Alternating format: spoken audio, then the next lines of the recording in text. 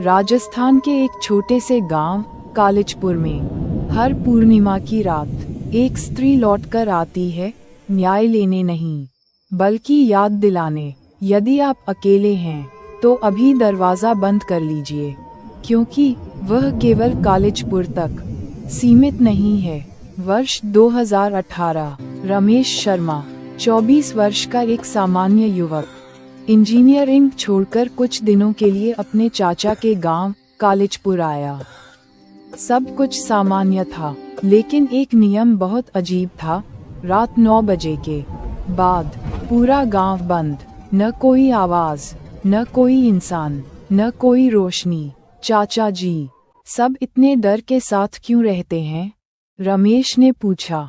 चाचा ने उसकी आंखों में देखते हुए बस इतना कहा, यहाँ रात में कोई आवाज सुनो तो भी उत्तर मत देना। रमेश हंस पड़ा। उसे लगा गांव वाले बेवजह डरते हैं। रात के 2 बजे छन छन छन पायल की आवाज। रमेश की नींद खुल गई। उसने सोचा कोई स्त्री होगी, पर आवाज रुक ही नहीं रही थी।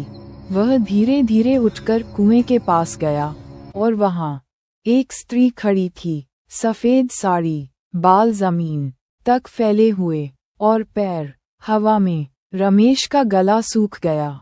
कौन है? स्त्री ने धीरे से सिर उठाया। उसकी आंखों की जगह केवल काला खोखला अंधकार था। रमेश हिल भी नहीं पाया। वह चिल्लाना चाहता था, पर आवाज जैसे बंद हो गई थी।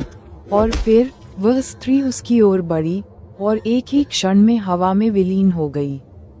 सुबह रमेश ने सब कुछ बता दिया। चाचा का चेहरा पहली बार भय से भर गया। तू उसे देख चुका है, इसका मतलब वह भी तुझे देख चुकी है। 10 वर्ष पहले उसी कुएं के पास सावित्री नाम की एक नवविवाहिता को उसके पति ने धक्का दे दिया था, केवल इसलिए क्योंकि वह किसी और से प्रेम करता था। गांव वाले सब जानते थे, पर सब चुप रहे। न पुलिस, न न्याय। तब से हर पूर्णिमा की रात सावित्री लौटकर आती है, बदला लेने नहीं, बल्कि उन लोगों को याद दिलाने जो चुप रहे। जो भी उसे देख लेता है, उसकी जिंदगी कभी सामान्य नहीं रहती।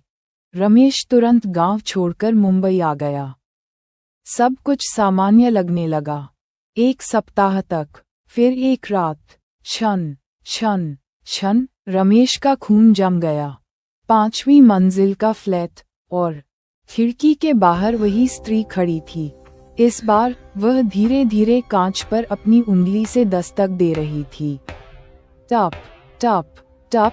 और इस बार वह मुस्कुरा रही थी। दोस्तों, रमेश ने फिर कभी वह घर नहीं छोड़ा, क्योंकि उसे पता है, भागने से वह और पास आ जाती है।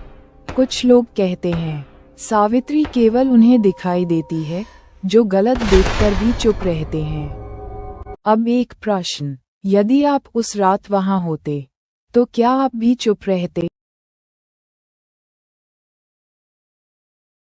If you like the video, then like it, subscribe to the channel